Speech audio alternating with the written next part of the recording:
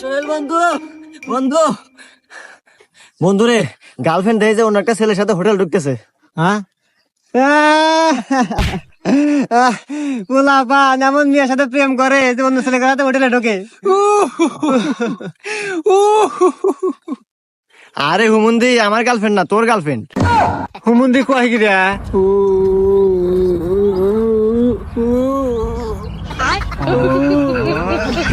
বোধাই।